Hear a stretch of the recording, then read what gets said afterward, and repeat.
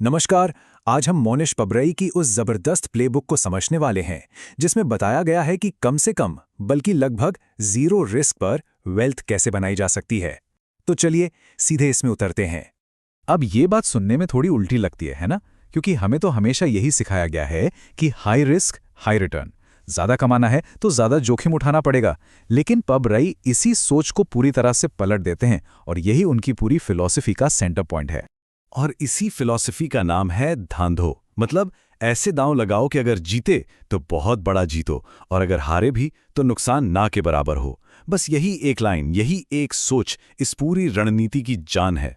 तो पहला कदम क्या है? पहला कदम ये समझना है कि हर बार कुछ नया, कुछ ओरिजिनल बनाने की जरूरत नहीं है। पबरई का कहना है कि सबसे स्मार्ट मूव इनोवेटर बनना नहीं, बल्कि एक बेहतरीन क्लोनर बनना है। हमें बचपन से यही सिखाया जाता है, स्कूल में, कॉलेज में, कि कुछ नया सोचो, कुछ अलग करो। लेकिन पबरई का मॉडल कहता है, अरे नहीं, जो आइडिया पहले से सफल है उसे उठाओ और बस उसे थोड़ा सा बेहतर बना दो। इससे रिस्क अपने आप लगभग खत्म हो जाता है। जरा सोचिए, दुनिया की सबसे बड़ी कंपनियों में से एक माइक्रोसॉफ्ट इसी सिद्धांत पर बनी है। उन्होंने वर्ड प्रोसेसर का आविष्कार नहीं किया, उन्होंने तो बस वर्ड परफेक्ट से बेहतर बना गया। उन्होंने स्प्रेडशीट नहीं बनाई, उन्होंने लोटस 123 को बेहतर बनाया। मतलब चाहे वो वर्ड हो, एक्सेल हो या बिंग हो, ये सब पहले से मौजूद सफल प्रोडक्ट्स के ही बेहतर वर्जन थे। और ये कहानी सिर्फ माइक्रोसॉफ्ट की नहीं है। वॉलमार्ट के फाउंडर सैम वॉल्टन खुलेआम कहते थे कि उनके पास एक भी ओरिजिनल आइडिया नहीं था। वो बस दूसरे स्टोर्स में घूमते थे, देखते थे क्या अच्छा चल रहा है और उसे कॉपी करके अपने स्टोर में और बेहतर तरीके से लागू कर देते थे। तो ठीक है, ये क्लोनिंग और कम जोखिम वाला आइडिया तो समझ आ गया, लेकिन ऐसे असल जिंदगी में जमीन पर कैसे उतारा जाए, खासकर तब जब शुरुआत बिल्कुल जीरो से करनी हो? तो इसका तरीका है अपनी नौकरी छोड़े बिना अपना काम शुरू करना। एक हफ्ते में 168 घंटे होते हैं। ये नंबर याद रखना बहुत जरूरी है, क्योंकि यही नंबर हमें हमारे समय को देखने का एक बिल्कुल नया नजरिया देने वाला है।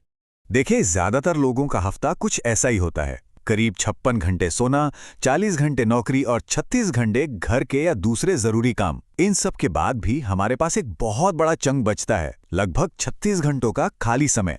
अब जरा सोचिए, अगर इसी खाली समय को स्टार्टअप समय में बदल दिया जाए तो? नौकरी की सिक्योरिटी बनी हुई है, घर का किराया जा रहा है और साथ ही साथ अपने सपनों पर काम करने के लिए हर हफ्ते पूरे 36 घंटे मिल रहे हैं। ये कोई नया समय ढूंढने के बारे में नहीं है, ये बस अपने मौजूदा समय को सही जगह लगाने के बारे में है। तो तरीका बहुत सीधा है। पहली बात, अपनी नौकरी को कसकर पकड़े रहो, वो आपका सेफ्टी नेट है। दूसरा, नौकरी में बस उतना ही काम करो कि आपको निकाला ना जाए, मतलब जस्ट अबव फायरिंग लेवल पर रहो और अपनी असली एनर्जी, अपना सारा जुनून उस 36 घंटे वाले स्टार्टअप टाइम में लगा दो। और सबसे जरूरी, अपने कस्टमर्स की बात कान खोलकर सुनो। पबरई अपनी एक कहानी बताते हैं। एक बार वो बैंक में एक प्रेजेंटेशन दे रहे थे। उनकी 10 स्लाइड्स में से बैंक वालों ने सिर्फ एक स्लाइड में इंटरेस्ट दिखाया। पबरई ने क्या किया? उन्होंने बाकी 9 स्लाइड्स के आइडिया को वहीं फेंक दिया और उस एक स्लाइड को ही अपना पूरा बिजनेस बना लिया। मतलब आपके कस्टमर ही आपको बताएंगे कि उनकी असली प्रॉब्लम क्या है और आपको किस बिजनेस में होना चाहिए। तो चलिए मान लेते हैं कि बिजनेस चल पड़ा और पैसा कमाना शुरू कर दिया। अब अगला कदम क्या है? उस पैसे को और बढ़ाना। और यहीं पर एंट्री होती है कंपाउंडिंग की, यानी चक्रवृद्धि की, जिसे कुछ लोग दुनिया का 8वां अजूबा भी कहते हैं। ये एक बहुत मशहूर कहानी है कि कैसे डच लोगों ने पूरे मैनहट्टन आइलैंड को सिर्फ $23 में खरीद लिया था।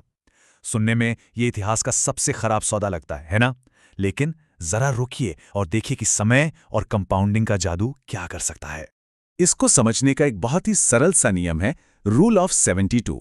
अगर कोई निवेश 7% का रिटर्न दे रहा है तो 72 को 7 से भाग दीजिए, जवाब आता है लगभग 10। मतलब आपका पैसा हर 10 साल में 2 गुना हो जाएगा।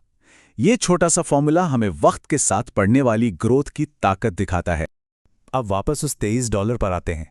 अगर उन $23 को उस समय सिर्फ 7% की मामूली दर से भी कहीं इन्वेस्ट कर दिया गया होता तो आज उसकी कीमत $23 ट्रिलियन से भी ज्यादा होती। जी हाँ, $23 ट्रिलियन। पैसा सिर्फ पैसे से नहीं बनता, असली पैसा तो समय बनाता है। यही है कंपाउंडिंग का असली जादू। तो इन सभी आइडियाज को एक साथ जोड़ते हैं, चाहे वो क्लोनिंग हो या लो रिस्क स्टार्टअप हो या फिर कंपाउंडिंग की ताकत। ये सब घूम फिरकर उसी एक धांधों की मानसिकता पर आ जाते हैं। ऐसे दांव लगाओ जहां हारना लगभग नामुमकिन हो। तो इस पूरी बातचीत से जो बातें याद रखने वाली हैं वो ये हैं। हमेशा कम जोखिम वाले दांव खेलो, सफल आइडिया को कॉपी करके उसे बेहतर बनाओ, नौकरी की सुरक्षा के साथ अपना काम शुरू करो और बस धैर्य रखो, समय और कंपाउंडिंग को अपना काम करने दो। और बस आखिर में एक सवाल, क्या ये संभव है कि हर काम को, चाहे वो बड़ा हो या छोटा, इस तरह से फ्रेम किया जाए कि उसमें हारने का डर यानी कि नुकसान लगभग जीरो हो? ये सोचने का एक बहुत ही पावरफुल तरीका है।